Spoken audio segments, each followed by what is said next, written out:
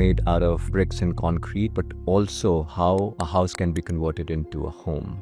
And I believe doing architectural work just gives me that peace and that feeling when you're handing over the keys to the client and they're looking at the finished house for the first time. I think that is the feeling which I'm working for. New York is timeless, and Shanghai is moving, and Dubai is the future. Dubai is the future. On today's episode of Investment Compass, we have a dynamic duo redefining our living spaces by striking a fine balance between luxury, wellness, and sustainability. Avaasa Living is a full-service design and development studio dedicated to creating luxury homes, large-scale B2B projects, and turnkey developments. They bring with them a combined expertise in architecture, interior design, bespoke furniture, and project management to deliver spaces that align with modern aesthetics, energy efficiency, and Vastu principles. Please join me in welcoming Mr. Mayank Sabharwal and Mr. Bhavya Arora, co-founders of Avaasa Living.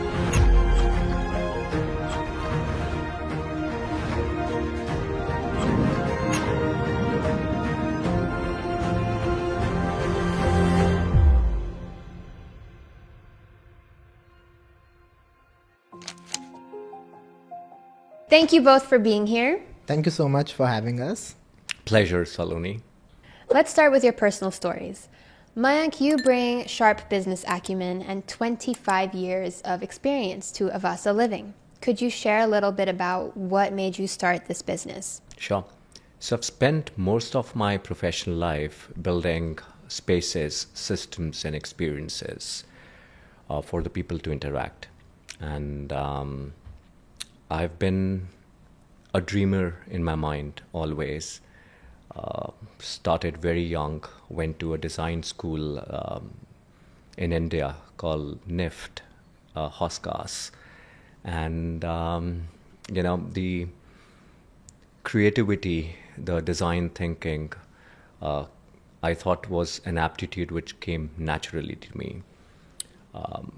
After completion of my education in design, I got into the lifestyle business, my family business of garment exports. We've been the first breed of garment exporters out of India for high fashion women's wear. And the journey started there. And when the family, wanted to kind of build a portfolio for wealth, the asset class which organically comes to any Indian family is real estate. And so it was very organic how my father used to kind of involve me with acquisition of lands, building factories, warehouses, offices for our business, and then personal real assets, our farmhouse, our home where we lived, and we've of course made multiple of them. So the journey started like that, and I thought that my heart and the creative bend of my mind was about creating these beautiful aesthetic influenced spaces which were not just made out of bricks and concrete, but also how a house can be converted into a home. So the eye for detail, which I learned very quick in my younger years, helped me to get that initial traction from friends and family of how they used to visit us, for occasions, festivals, and all of that, and praise how the place where we lived, where we worked, caught their eye, and they wanted something similar for them. So the transition of building our own spaces and then formalizing a business model, a company, and start doing work for people outside my family happened from there. Just a few years after I started my journey. And then, of course, it has caught on, and people have appreciated, liked the work we did. References came in, and the work grew, and that's what then formally got under the name of Avaasa Living. So Avaasa in Sanskrit actually means home.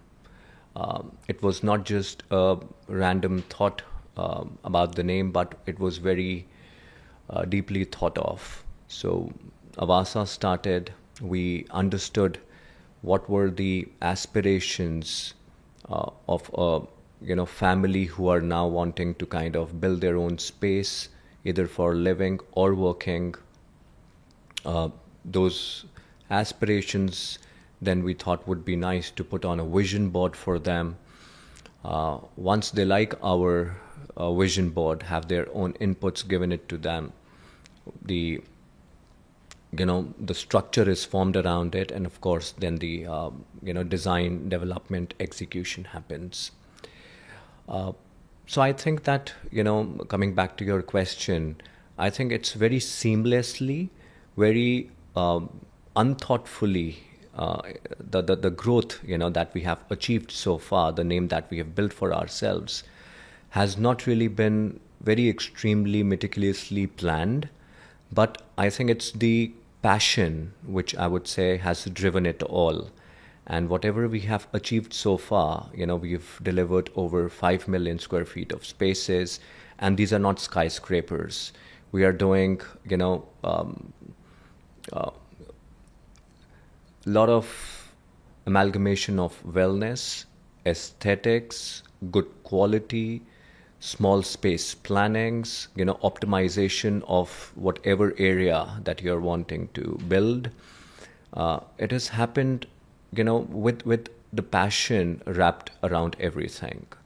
So the journey of Avaasa, I would say, and the differentiator factor which has gotten created over the period of time has been very organic, and I think it is heart driven more than anything else. We also believe that there is somebody's hard-earned money and investment going into a project. So financial feasibility of the project is something which we also keep in mind while doing the spaces. But keeping those budgets in mind and how we can do the designing around it is something that also is a unique selling proposition of Avaasa. I think I've said it all. So yeah. That was really beautiful. Yeah. Thank you for sharing. I think it's a really inspiring sort of trip that you've been on and how you've arrived at Avaasa Living. You're right, it is very seamless. Bhavya, I want to know a little bit more about the artistic and creative side of interior design, which is sort of your forte as a principal architect. Could you tell us more about your journey into this space? So I come from a very humble background and my father is a realtor back in India. So I've been born and brought up in that culture only. I've been seeing real estate, going with my father for site visits at a very early age of maybe let's say 8 or 10 years old. Even when I did not understand that, I believe it was just being carved out in my mind. I did not have a clarity that I want to move into this direction. I think I did not have the clarity since I was in 11th or 12th standard. But then some or the other way it just panned out in that direction. I pursued architecture. I really enjoyed the course. So what I believe, architecture is like an amalgamation of civil engineer work and a planning and a interior work. So an architect gets to go on the whole journey with a lot of other people.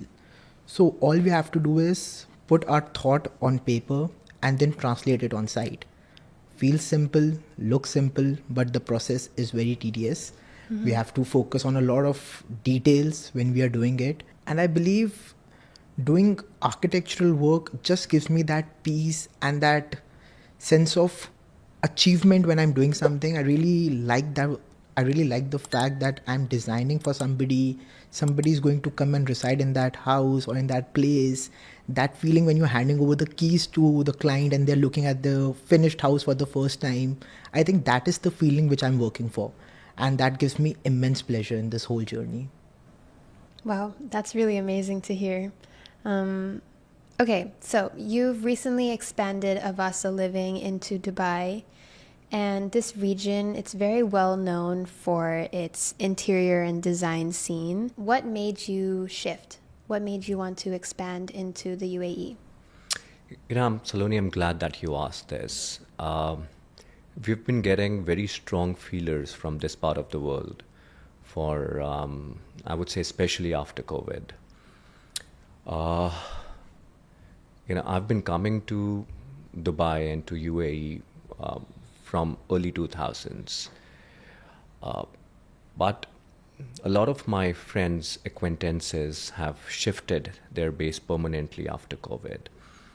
And, they have always understood the company's strength, Avasa's strength, and me as an individual, what I bring on the table for my clients. And they've been very encouraging and asking me to come over and explore this place where they, the words they used was that, Mayank, there is probably 100% growth achievement which can happen. What you have created back home could be 100x over here.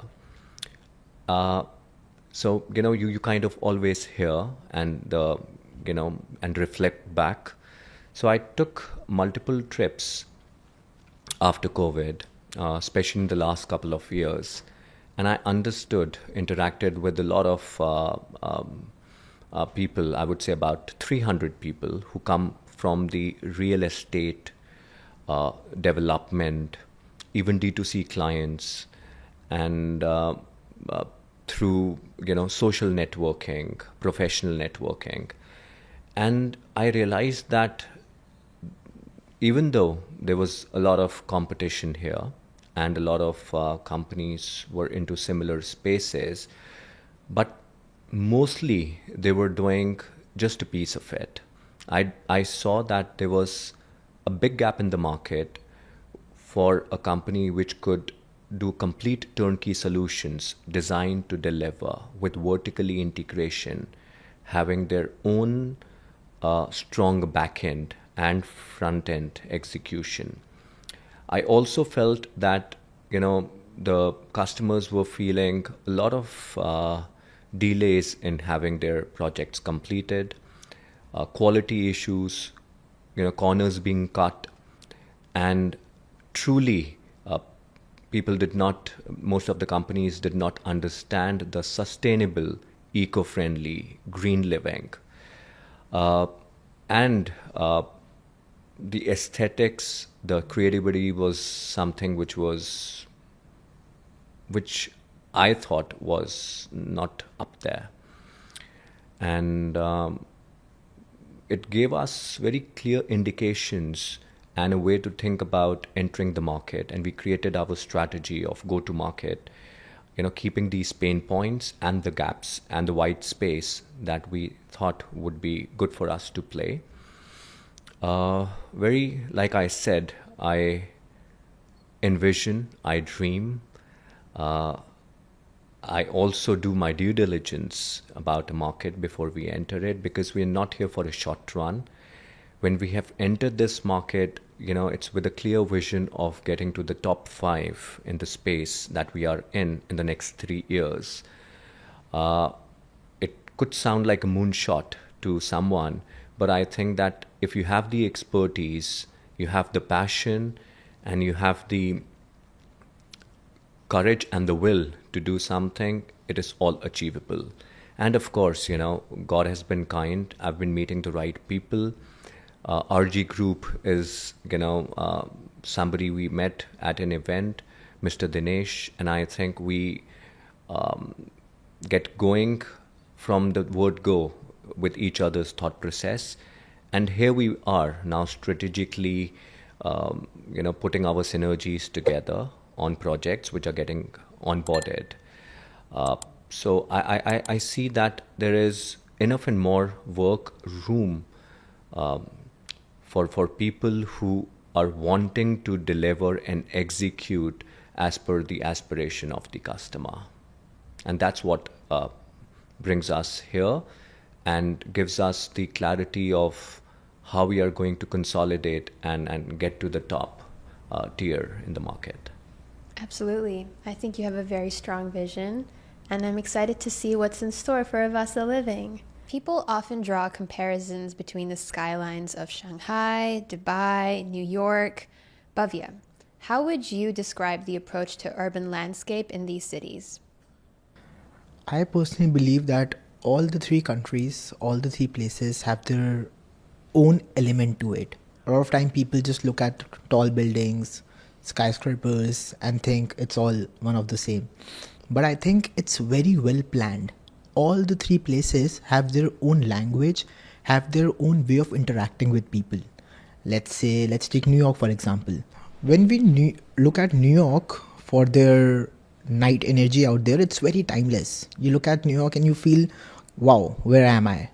And when you look at Dubai in the same way, that nightlife is very futuristic. When you look at the nightlife, you will not feel that you are in a present space. You always feel that you are 5 years, 6 years ahead of time. So all the three places have their own language, own culture and own movement, and that reflects in how they stand with the landscaping. So I can just sum it up by saying that New York is timeless and Shanghai is moving and Dubai is the future. Dubai is the future. It's attracting a lot of global investment, and a lot of populations, very affluent populations, are moving here.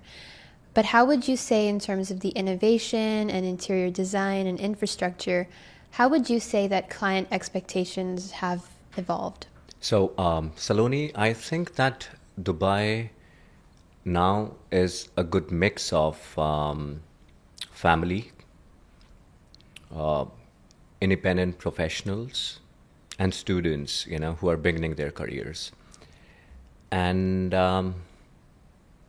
there is a ask of better places to live in. There is an ask for community living, cultural living, amenities which reflect not just the aesthetic part of it, but also the wellness part of it. And at Avaasa, we understand where our audiences is coming from, what this part of the world is now trending through in terms of their thought processes, and how we can deliver their expectations, their aspirations, put in a good blend of culture, well-being, entertainment for the complete family, for all set of audiences that we cater to. And I feel this is a dream of every passionate designer to be able to give and to create, for such a large variety of audiences. And, it makes our job very exciting. Yeah. Okay. So, Bhavya, Mayank mentioned that client expectations and demographics are shifting in the region. What would you say are some of the changes you've seen in the interior design landscape? So as Mayank rightly mentioned, we are in a place which is quite globalized. We have people from all the countries out here. It's quite developed, and the way we are designing things has quite taken a curve. It's like a hockey stick curve. Earlier we were designing something else, and in the past 4-5 years, everything has changed. Nothing is similar to what we were doing 5 years ago. And some basics are obviously the same. They will stay intact, I think, for the next 100 more years. But the implications and how we are designing it has evolved a lot. And especially, I would say that has evolved a lot after COVID time. A lot of people realized the importance of living at home. A lot of people realized the importance of staying with the family, staying connected together. So that has given a lot of scope to interior design. And I think that need for staying at home with family is the reason that interior design has evolved a lot. And when I work back in India and when I work in UAE right now, I see a huge difference in both the audiences and the needs that the people have. Like, for example, when I'm in India, people say, "How can you reduce the price? How can you give us some discount in the whole project of yours?" But when I'm working in UAE, people are very much clear that they want to set their own image, their own impression, or their own identity to a project, whether it's a G plus 4, whether it's G plus 6, whether it's even a villa.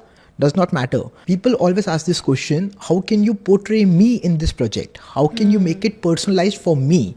Because the reason I think that is happening, because there are so many people out there from all over the world, people are feeling that they are losing their own personal touch to things.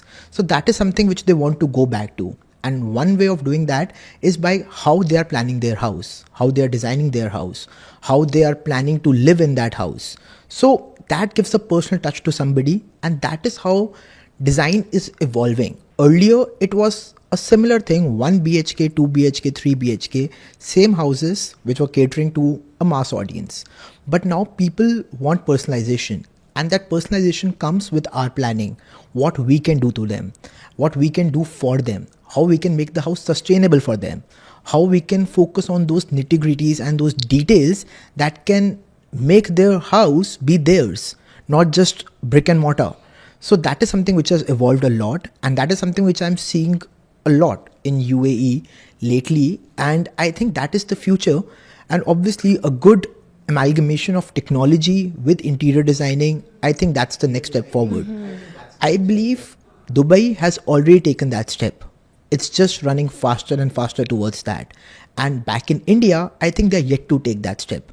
So that is a huge difference. When we are designing, we feel that in India, people just want to plan the space. In UAE, people want to plan the space as per them, as per what they do, as per how they live their life. Like, if I'm designing a same budget house, let's say I'm designing a 5 million house out here, if it's for a businessman, he will have a different approach, a quite different approach. If it's a realtor out here, he will have a different approach. If it's a corporate person, a quite different approach. And that is the occupations. But when you come to geography, we'll design something different for a person from US. We'll design something way different from a person for a person from Europe. And from India, obviously, we design in a different way. And similarly for Pakistanis, all the other people out there. So we have to focus on a lot of different segments when we are designing in UAE.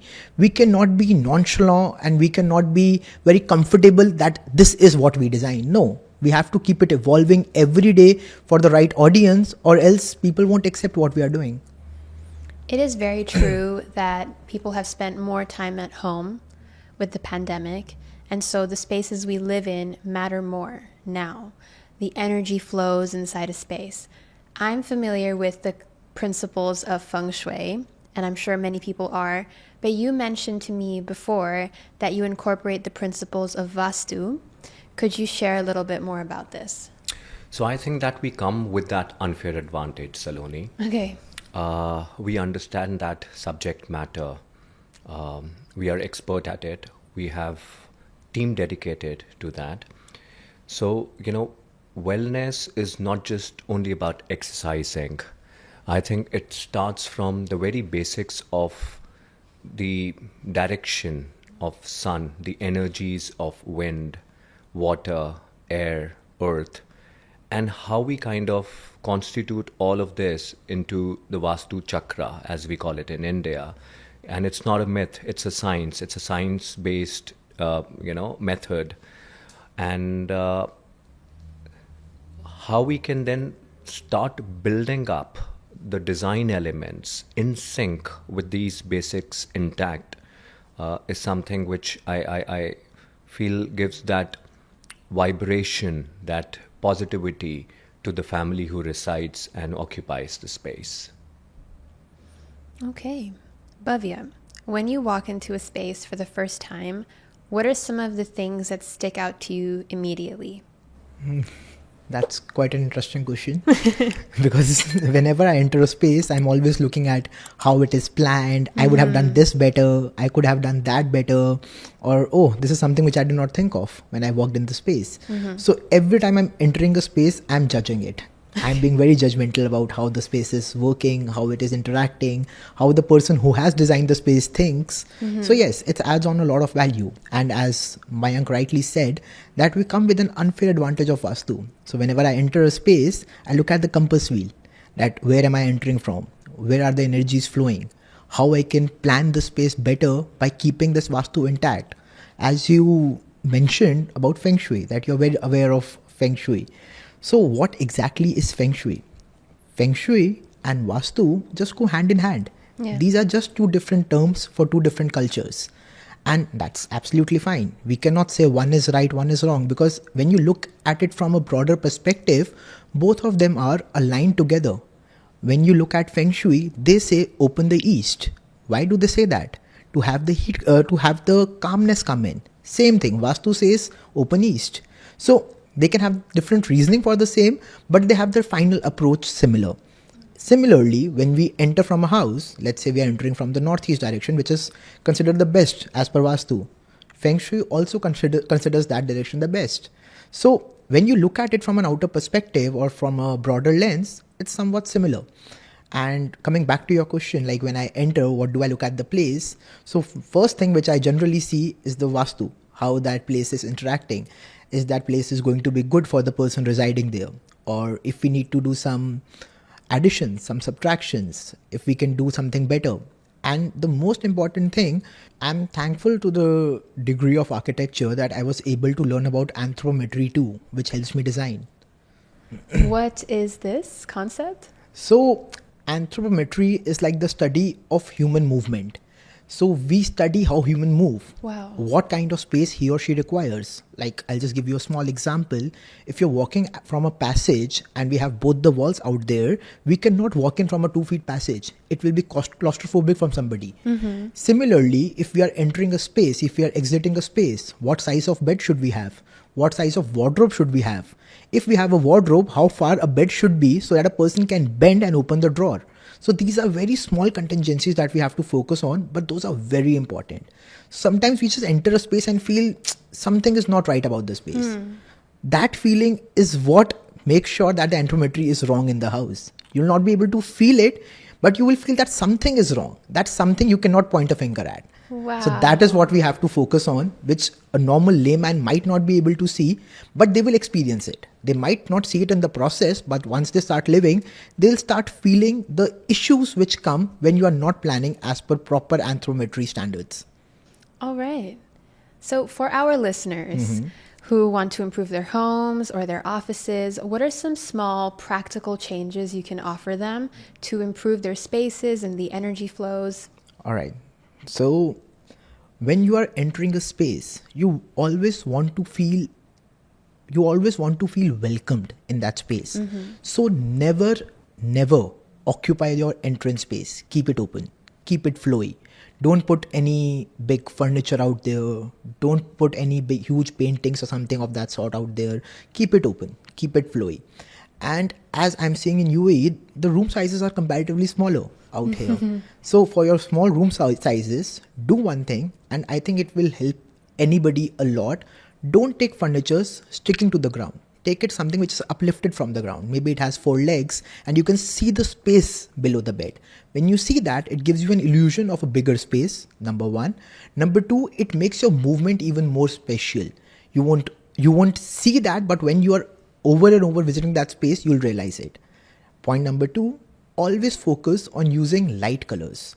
Don't go for like dark colors, black and all. You can use black as like a highlight element. Like for example, if you have 100% colors in the room, let's say 5% is black, but rest of it should be neutral colors so that the space can feel welcoming to you. I would never recommend, or I would say I'm completely anti of doing that, but never ever have a mirror right opposite your bed, because you don't want to wake up and look in the mirror. It does not give out the right energies. Never ever block light entering into your house, because when natural light enters your house, it gives you a sense of relief.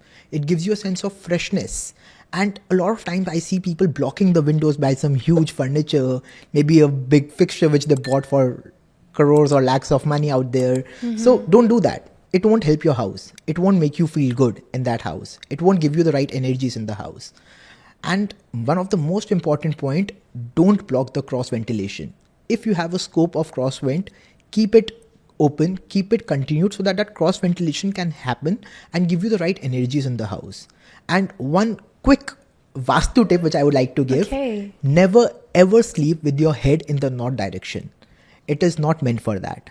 Always sleep in the south direction. That is the best. Keep your head in the south direction, or east or west can also work, but never ever sleep in the north direction. And if you have that in your house, please change that. That's amazing advice. I think all of us are going to go home and look at the compass.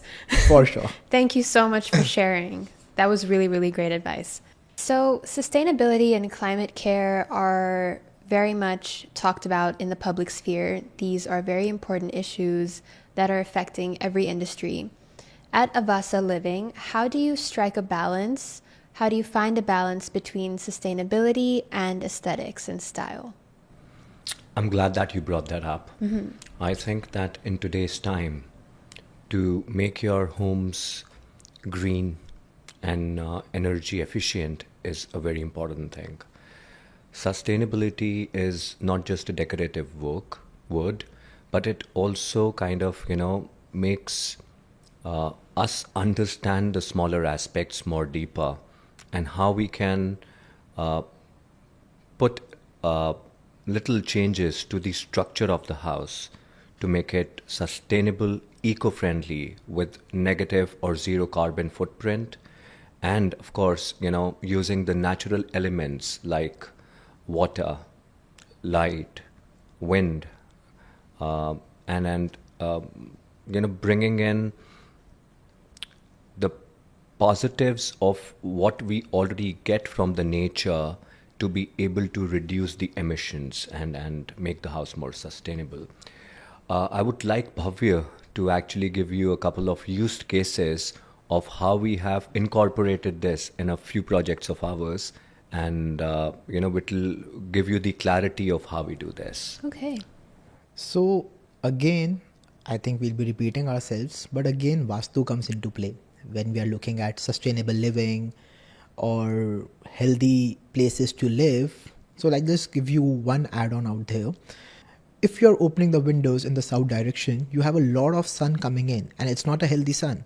It has harsh UV rays. It is entering the house and it is giving you a greenhouse effect inside the house. If you place windows in south direction and put a lot of ACs, air conditioning out there, and if you open your north or east direction and then put on ACs, you'll see the difference of at least 30% of your electricity bill just by doing this small change while planning the house.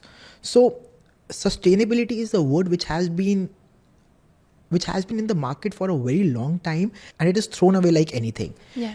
People just say we are making sustainable house, luxurious house, but basics are missing. You cannot make a sustainable house if you are spending more than 30% of your electricity on just running ACs. You can't just do that. And secondly, a lot of people are making the spaces look lavish by giving skylights. So I'll just talk about one of my project out there. So we gave a beautiful skylight, but we planned the skylight. Number one, we placed it in the northeast direction of the house, which was very important for us. And another thing was, we did not put a flat skylight. We put up a prism design skylight out there.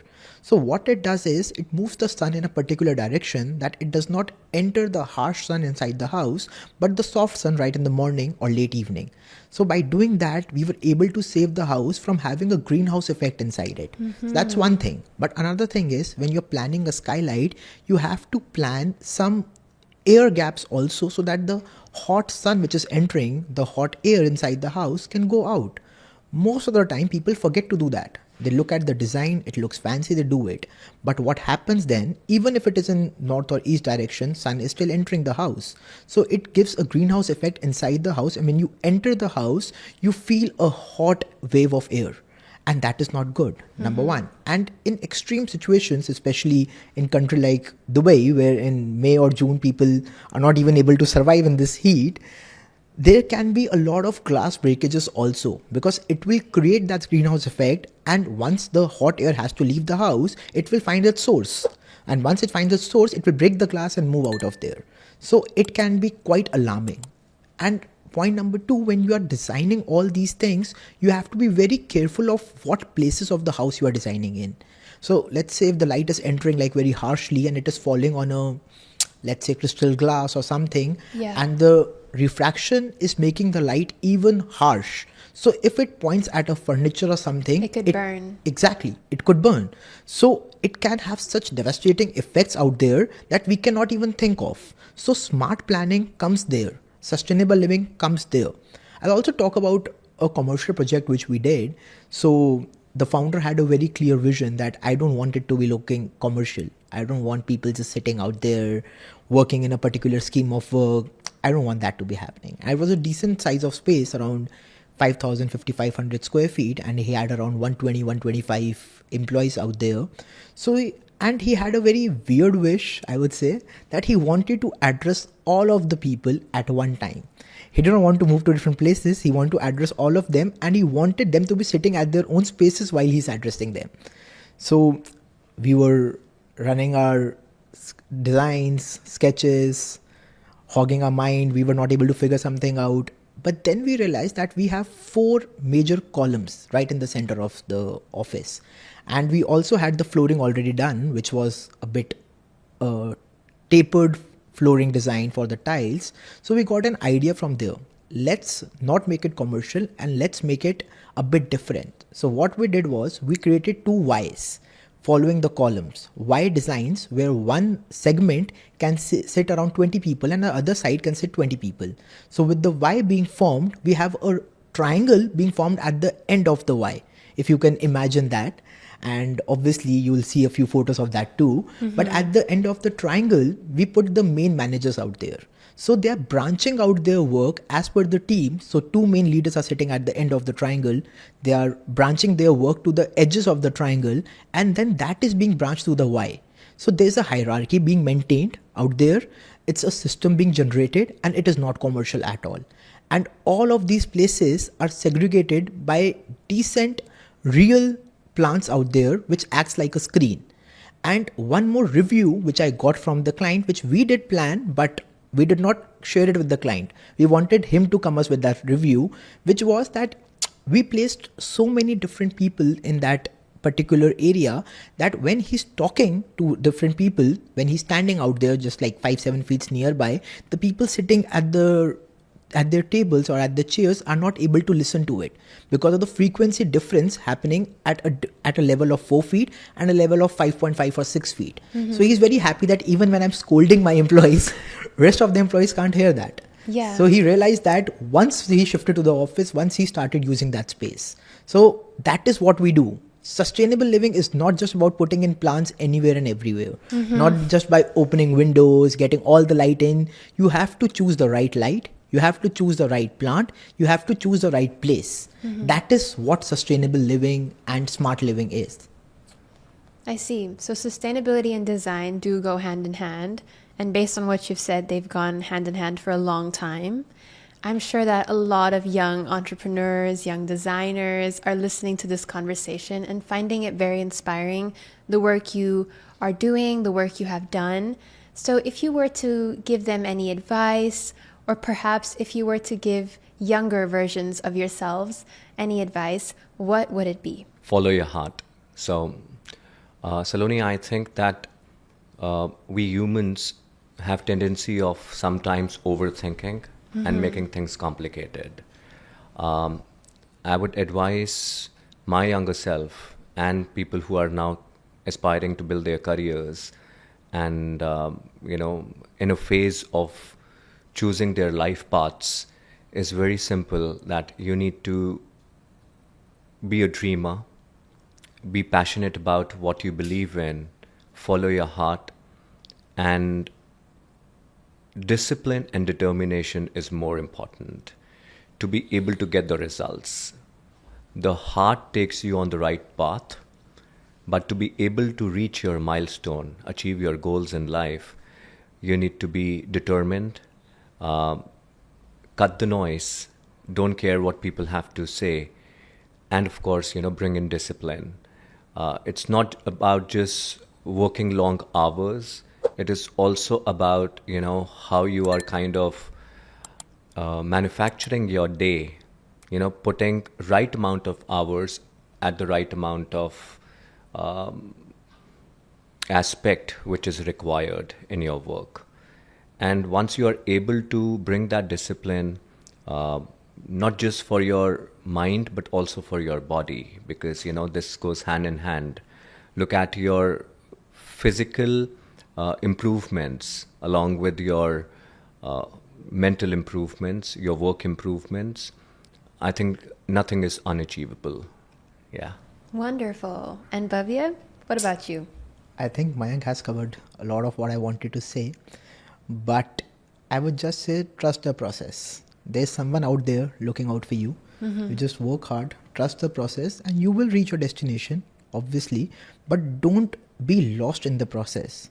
Because what I have done in that time, I always feel that I was so lost in the process that I did not enjoy the process going forward and was just looking at the destination. So destination will come, but do enjoy the process. Have that one outing with your friend. Don't miss out on everything while you are developing yourself. You will be able to do that. God is kind. He'll be with you. Just be focused on what you want and just run towards that. Thank you so much, Mayank. Thank you so much, Bhavya. I've had a wonderful time chatting with you. This has been such a great conversation. Thank you for having us, Saloni. It was a pleasure being here and to be able to put our thoughts and, speak our mind and heart out. I think this is a land of opportunities, and I'm glad that we've been given this opportunity to build Avaasa and make difference to, people's life. Thank you so much for having us. It was really nice being on this podcast with MoneyPetrol, and I think we had a lot of fun while talking about our lives. Of course, it's our pleasure. At MoneyPetrol, we are always striving to bring you the most interesting stories from the people who are shaping the Gulf's future, one conversation at a time. So don't forget to subscribe to our channels and follow us on social media. Until next time, ciao!